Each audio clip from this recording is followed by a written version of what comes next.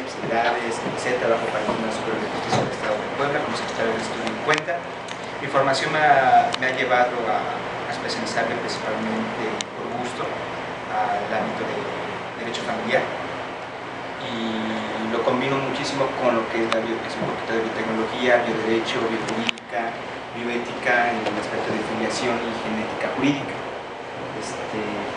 Y dentro de ese camino y dentro de esa especialización y formación me he encontrado también igual demasiado gusto por lo que son los derechos humanos, derechos fundamentales del hombre. Entonces actualmente hemos escuchado muchas veces ahorita que es que se violaron los derechos, que violó tal derecho, y actualmente la mayoría está muy en boga con respecto a esto, a pesar de que desde 1789, con la Declaración Universal de Derechos Humanos del Hombre en Francia, pues comenzaron realmente a reconocerse jurídicamente esos derechos fundamentales que tiene la persona por su calidad única de ser humano. Pues bueno, actualmente en México tenemos una nueva tendencia con respecto a los derechos humanos a partir del 2011, de julio del 2011, y publicadas esas reformas en octubre del 2011, y en el cual se crea la primera jurisprudencia a nivel nacional, en la cual obliga directamente a la protección del derecho del hombre. Con la reforma se nos establece la Constitución que las leyes federales, así como la propia Constitución, protegerán a los derechos humanos, así como a las garantías constitucionales que rigen dentro de la misma Constitución. Entonces, con estas nuevas reformas, entonces uno se pregunta, wow, entonces, ¿antes qué había? Antes nosotros conocíamos como garantías individuales, la Constitución manejaba como garantías individuales. Entonces, ¿dónde quedaron las garantías individuales? Ya no existen las garantías individuales. Entonces, ¿qué son los derechos humanos? ¿Qué son los derechos constitucionales? ¿Qué son los derechos fundamentales? ¿Qué son los derechos sustantivos? Etc., ¿no?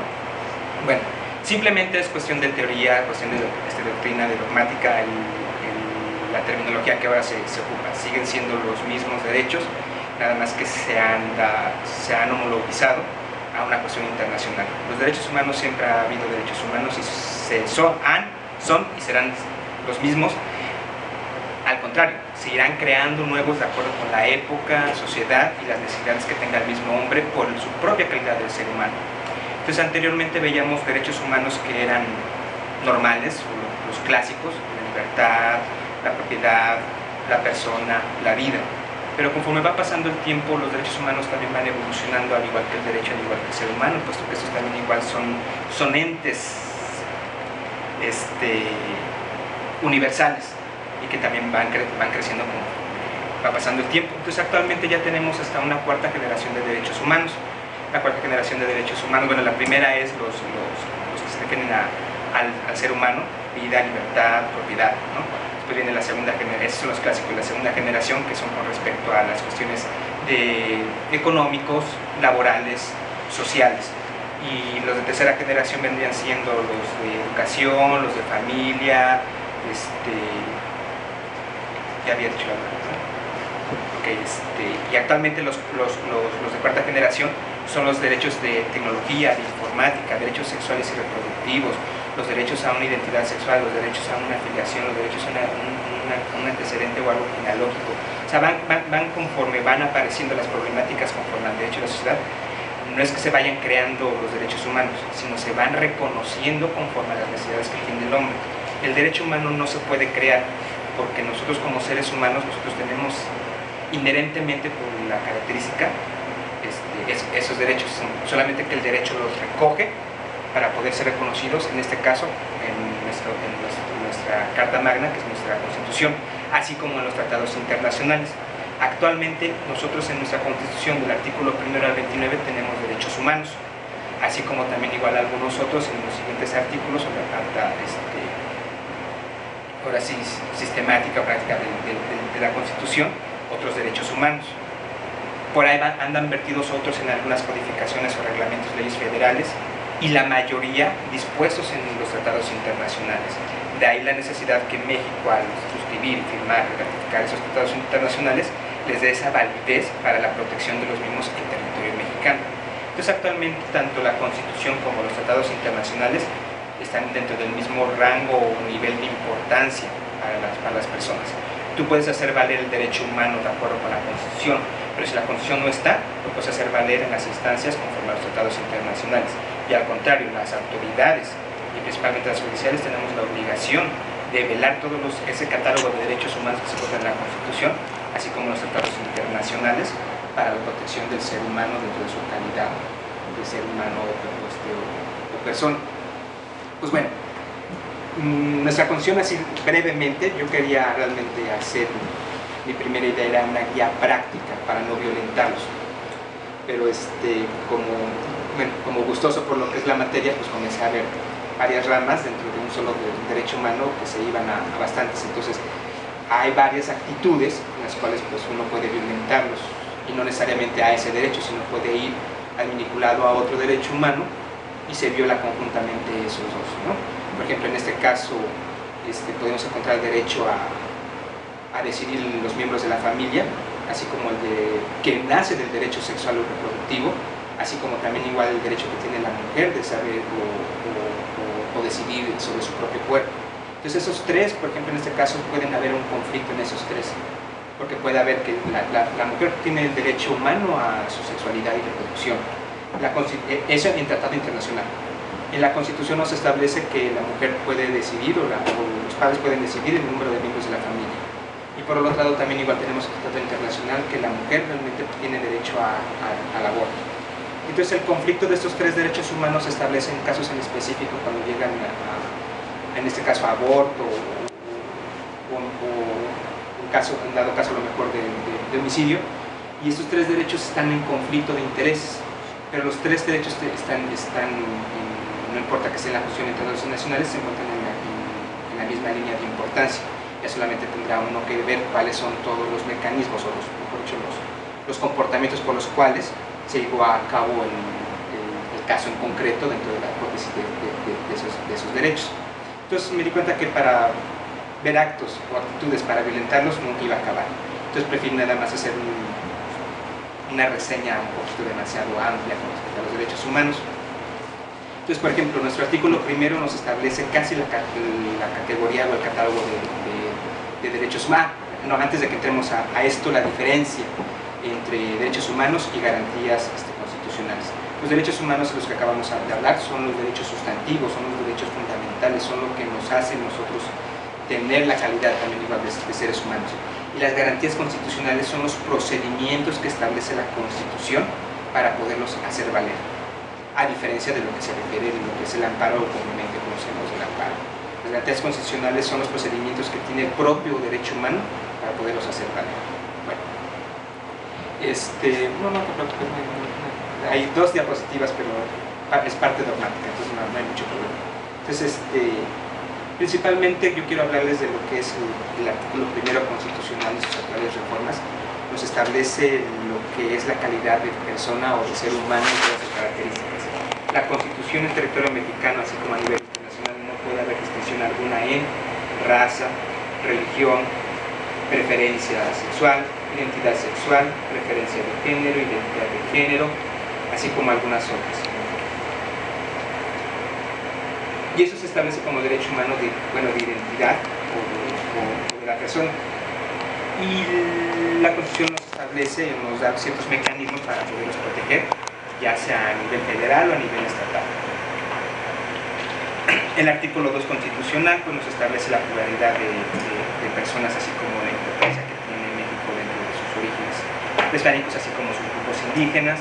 El artículo 3 nos establece el derecho humano de la familia, así como los derechos sexuales y reproductivos, y así vamos viendo el catálogo de derechos humanos que se encuentra dentro de cada artículo, y cada artículo, a pesar de que tiene fundamentalmente un derecho humano, vierten o nacen otros derechos fundamentales también igual para la protección de la persona. Entonces también igual hacer un catálogo, sí existe el catálogo como tal reconocido por la Organización Nacional de las Naciones Unidas, así como a nivel federal, pero la protección de esos y todos los procedimientos es lo que nunca a lo mejor acabaríamos de ver.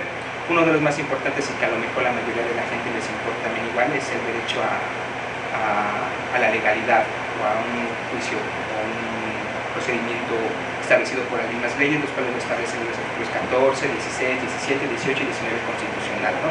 Principalmente el artículo 14 constitucional sobre respecto al derecho a una justicia, lo que son los 16, el 17, 18 y 19 con respecto a actualmente los nuevos procedimientos que se han establecido a nivel federal, así como a los diferentes tipos de estados, los procedimientos orales, principalmente lo que se refiere al ámbito penal, pasan a los mercantiles, después a los civiles y finalmente a los familiares.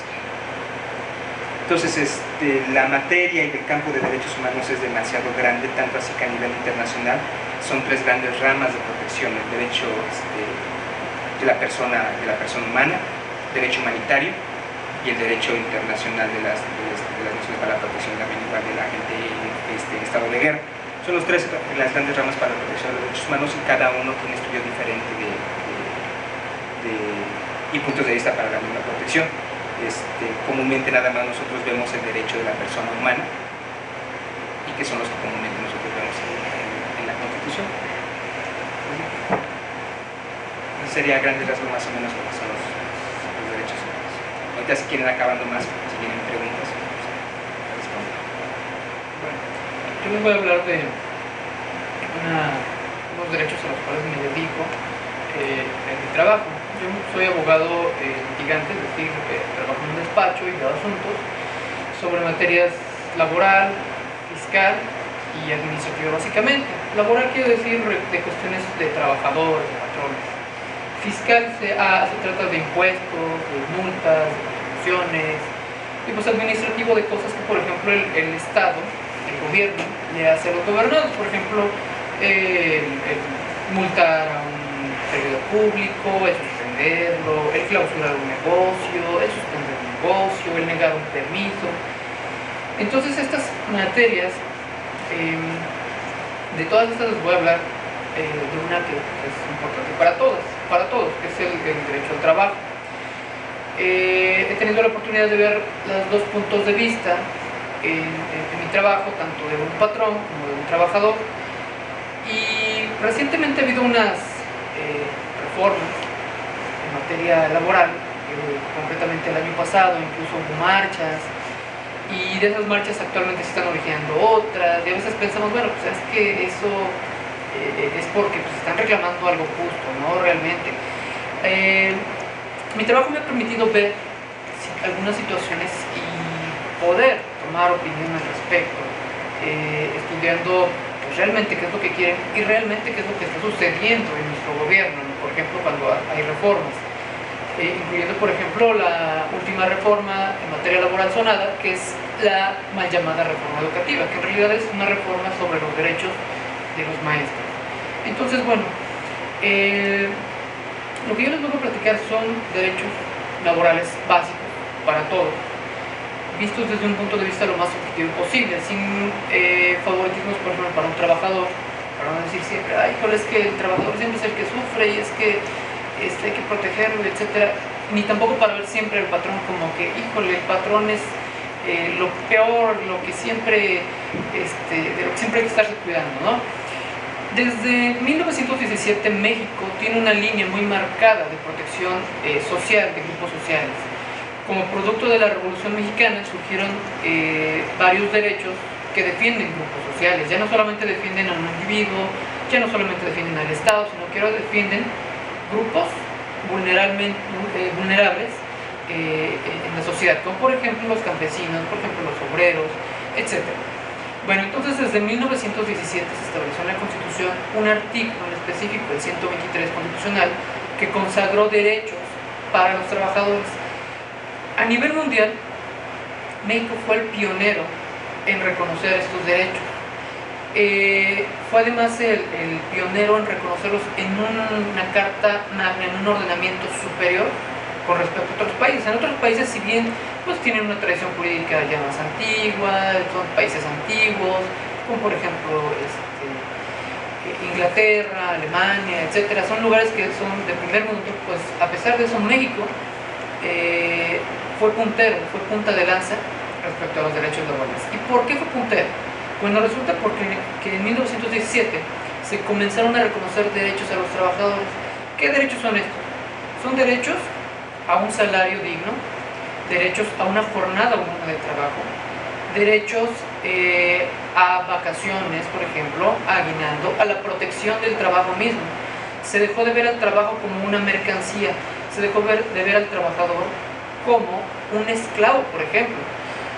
No sé si cuestiones de historia a veces hemos llegado a ver, por ejemplo, que en la época del porfiriato, antes, la gente trabajaba en haciendas y en las haciendas les pagaban directamente desde la tienda de raya, de tal forma que si un trabajador tenía su familia, trabajaba y ganaba su salario, en la tienda de raya, que era donde le pagaban, directamente llegaba y compraba todas las provisiones para su familia.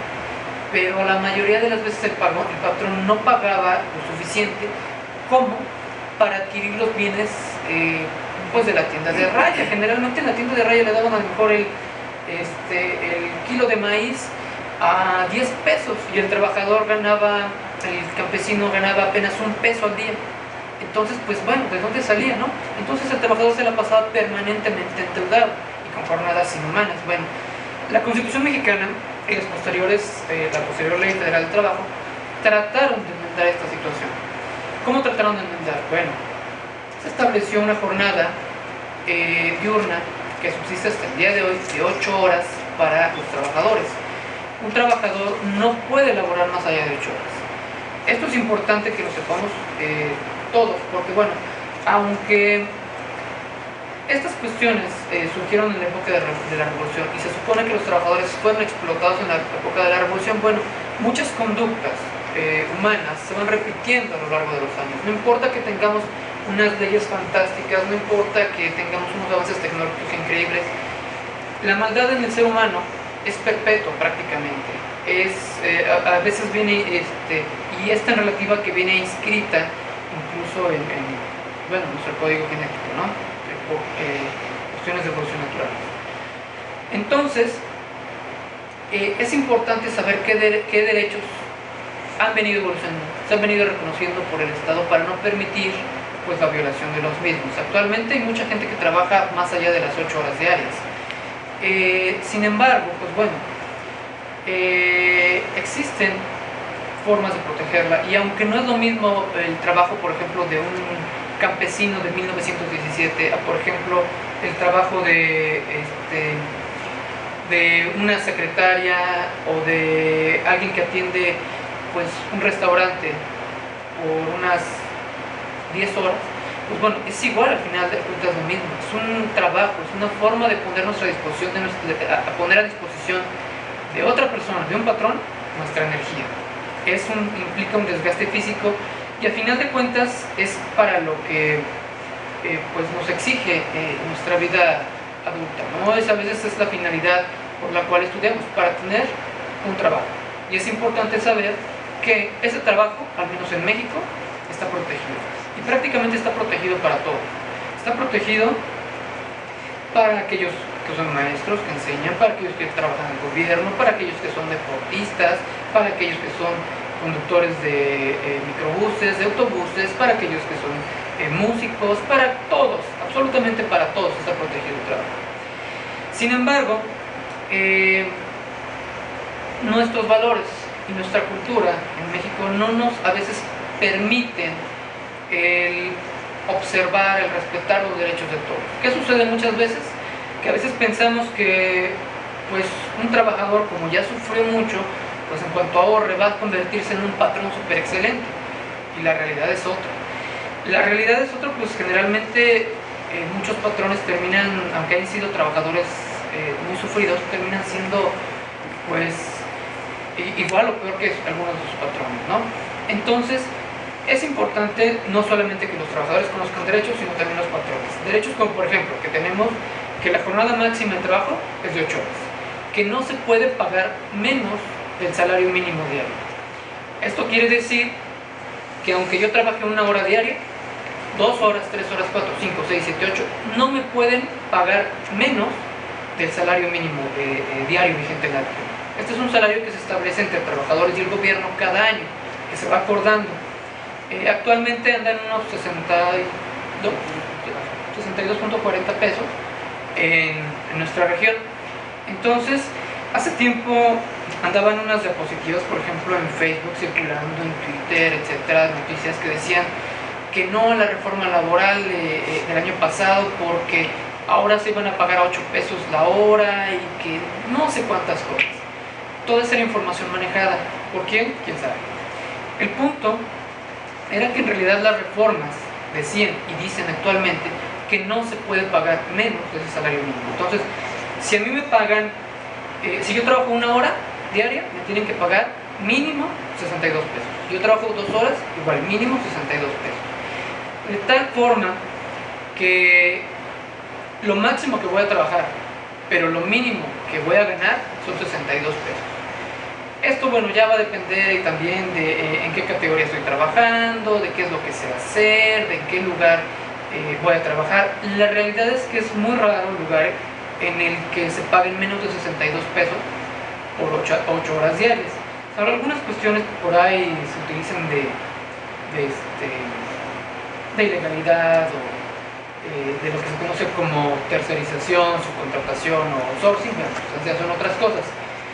Pero el punto es que no se puede pagar menos de un salario mínimo diario, que la jornada laboral es de 8 horas diarias, que se reconoce en la ley que todo trabajador tiene derecho al derecho al descanso diario, que es el que se da después de la jornada laboral, el derecho al descanso semanal, que es el que se da por lo menos en materia laboral normal, un día a la semana se tiene derecho a descanso, y descanso anual, que es un periodo de vacaciones que nos fija la ley, que nos reconoce la ley, para que los patrones nos permitan salir a vacaciones.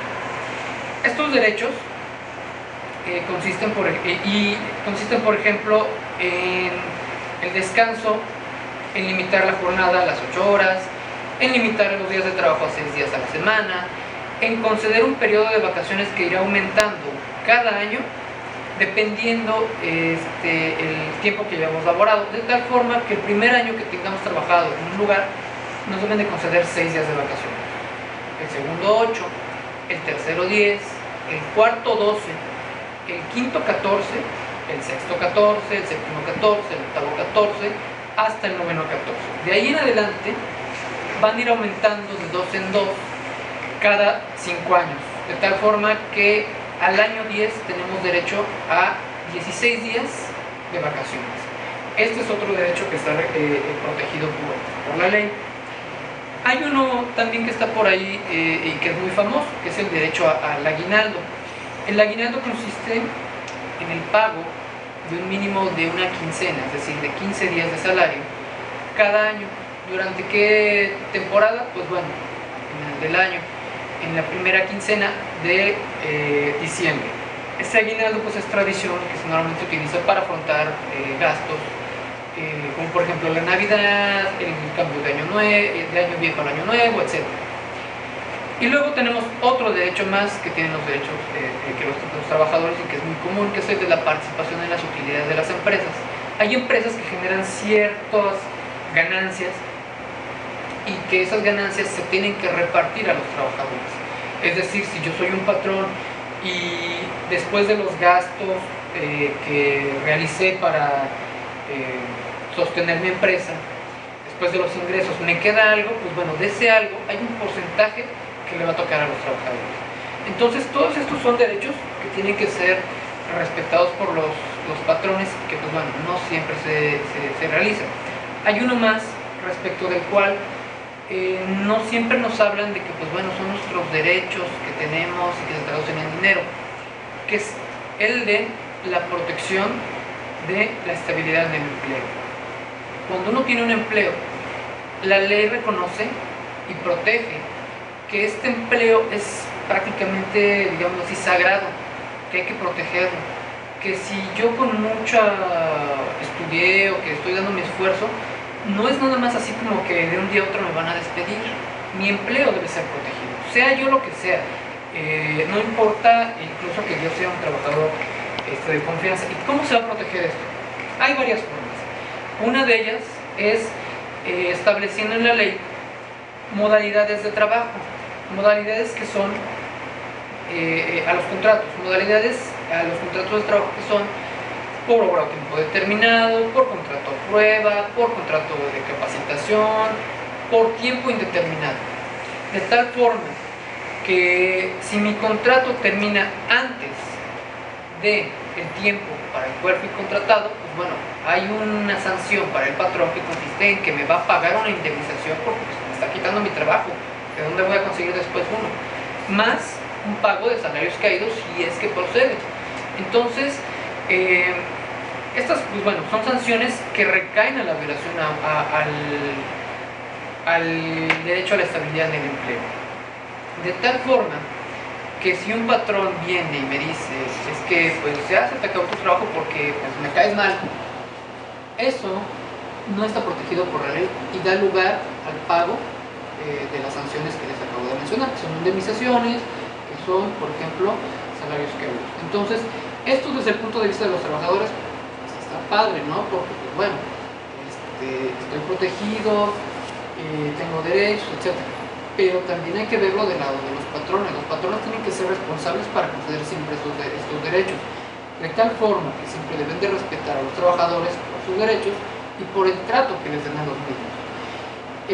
Para que no abusen y pues permitan que sus empresas se llenen de irregularidades que después les vayan a repercutir en sus empresas y pueden llegar hasta destruirlos mediante una sentencia, un laudo se llama en materia laboral, que sea por ejemplo de una huelga o por ejemplo de dos despidos, etcétera, etcétera. Las reformas que hubo el año pasado, que fueron motivo de marchas, pues bueno, iban encaminadas a este aspecto, a proteger no solamente a los trabajadores, sino también a los patrones, porque resulta que había muchos trabajadores que antes de la ley, de las reformas a la ley, venían abusando de algunos derechos, como por ejemplo los salarios caídos, pero sobre todo sus abogados, y pues bueno, hubo muchas empresas, muchos patrones que inexpertos eran lo que muchas veces se transformaban en lo que les decía, de trabajadores de repente en patrones, pues bueno, abusaban de estos patrones de algunos derechos y de la forma en que estaba redactada la ley, y también los trabajadores abusaban de los patrones. Entonces, pues bueno, estas reformas, la realidad es que vinieron a equilibrar un poquito más las cosas, no quitaron derechos a los trabajadores, solo limitaron prácticamente los abusos que se podían cometer por trabajadores. Entonces, esta es básicamente mi discusión que yo les tengo que dar, que es en qué consisten derechos de los trabajadores, porque pues bueno, y vistos también desde el punto de vista del patrón, porque al final de cuentas pues es de lo que la mayoría de la población vive, ¿no? Del trabajo.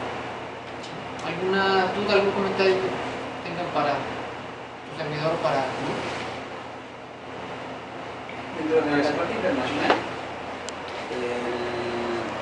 ¿cuál es el mejor modelo de patrón obrero? En este caso México tiene sindicatos, ¿no? Pero es un modelo no funciona del todo, ¿no? ¿Hay otro modelo o hay un mejor modelo como una ley más estricta? Prácticamente hay dos modelos. Es el que acabas de mencionar y el modelo comunista. La realidad, según lo que vemos, es que nuestro modelo no está mal, está bien. Los que están mal son los seres humanos que administran cada uno de estos modelos. ¿Por qué?